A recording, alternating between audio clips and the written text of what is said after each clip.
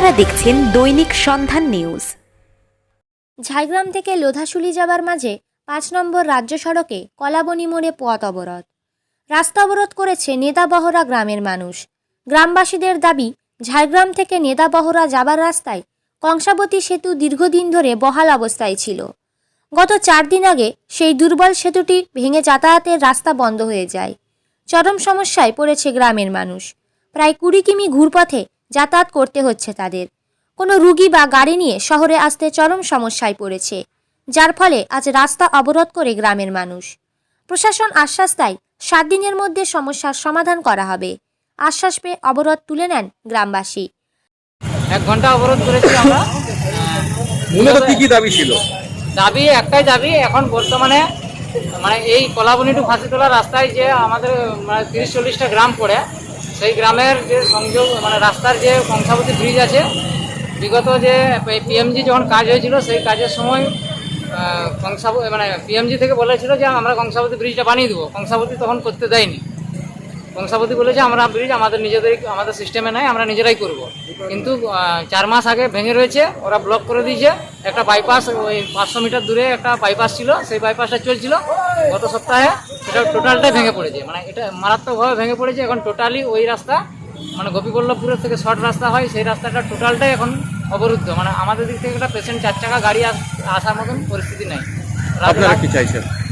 এখন চাইছি, কংসাবতীতে গেছিলাম, কংসাবতী এখানে আমরা অবস্থান বিক্ষোভ করেছিলাম। ওনারা লিখে বললেন যে আমাদের পক্ষে করা কিছু সম্ভব নয়। তখন আমরা এখানে সিদ্ধান্ত নিই যে আমরা পথ অবরোধ করে প্রশাসনকে একটা বার্তা দিতে চাই। প্রশাসন থেকে কেউ এসেছিল? প্রশাসন থেকে আইসি সাহেব এসেছিলেন, এসডিপিও সাহেব এসেছিলেন। ওনাদের কথা মতো আমরা অবরোধ 1 ঘন্টা পরে তুলে নিলাম। ওনারা আমাদের দাবিটাকে বিবেচনা করে দ্রুত সমাধানের আশ্বাস দিতে আমরা অবরোধ তুলে নিই। কি নাম আপনার? জগদীশ মাহাতো।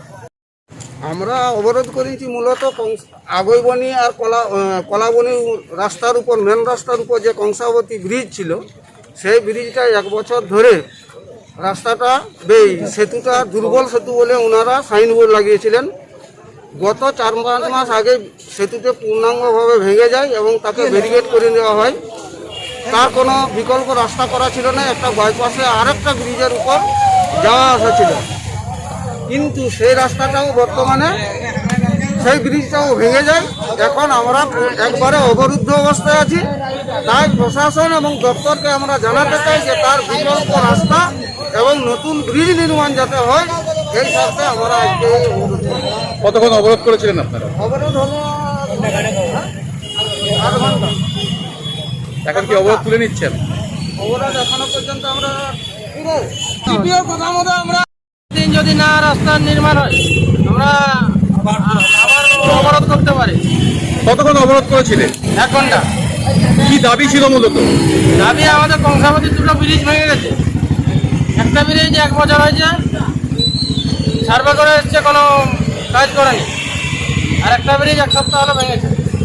এখন আমাদের চলার কোনো রাস্তা নেই, এই কারণে আমরা অবরোধ করি। বিকল্প যে রাস্তাটা রয়েছে সেটা কতটা ঘুরে যেতে হচ্ছে? বিকল্পটা ভেঙে গেছে, বিকল্পটা ভেঙে গেছে। আপনাদেরকে কি অনেকটা ঘুরপথে যেতে হচ্ছে? এখন যাওয়াই যাবে না। কি নাম আপনার? দেবরানা। ঝাড়গ্রাম থেকে রিঙ্কু শেখের রিপোর্ট, দৈনিক সন্ধান নিউজ।